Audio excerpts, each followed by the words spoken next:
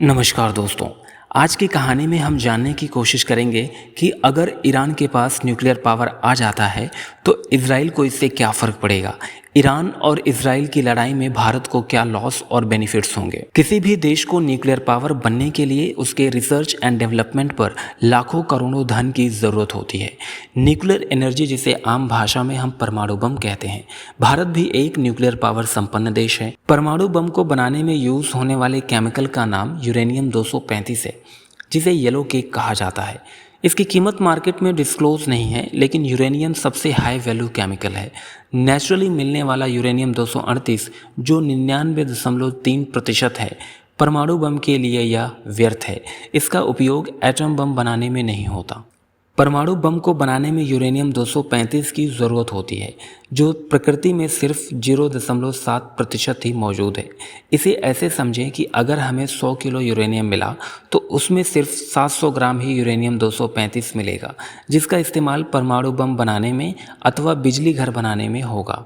दरअसल यूरेनियम 238 के अंदर ही यूरेनियम 235 मौजूद होता है, जिसे सेंट्रीफ्यूगल कास्केट मशीन का उपयोग करके यूरेनियम 235 को एक्सट्रैक्ट किया जाता है।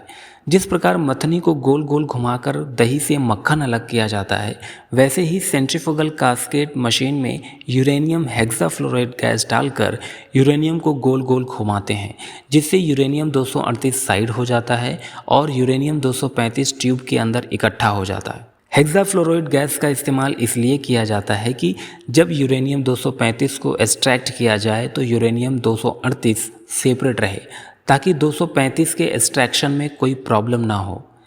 सेंट्रीफ्यूगल कास्केट मशीन को गोल गोल घुमाने के लिए एक फिक्स स्पीड होती है। अगर मशीन उस स्पीड पर नहीं घूम रहा तो यूरेनियम 235 की क्वालिटी उतनी अच्छी नहीं मिलेगी जितनी होनी चाहिए।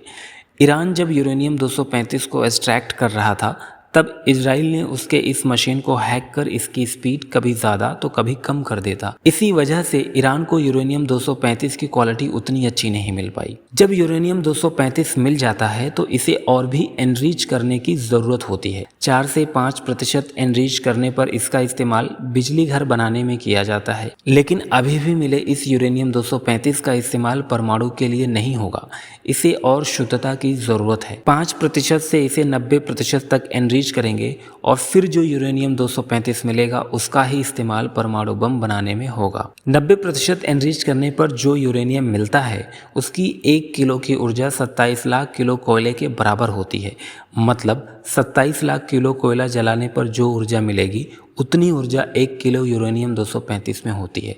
इसीलिए यूरेनियम 235 दुनिया का सबसे महंगा पदार्थ है। परमाणु बम के ब्लास्ट से 250 रोजेंट से अधिक एक्सरे और गामा रे निकलती है। इतनी ज़्यादा मात्रा से निकलने वाली रेडिएशन ह्यूमन सेल के लिए बहुत हानिकारक होती है।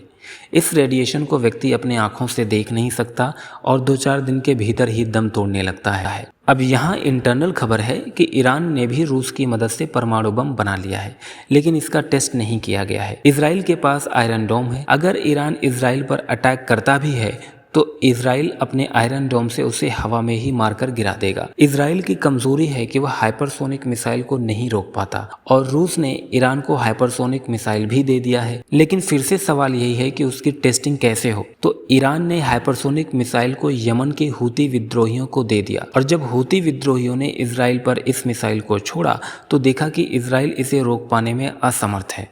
इजराइल के पास पहले से परमाणु है और ईरान ने भी परमाणु बम बना लिया है।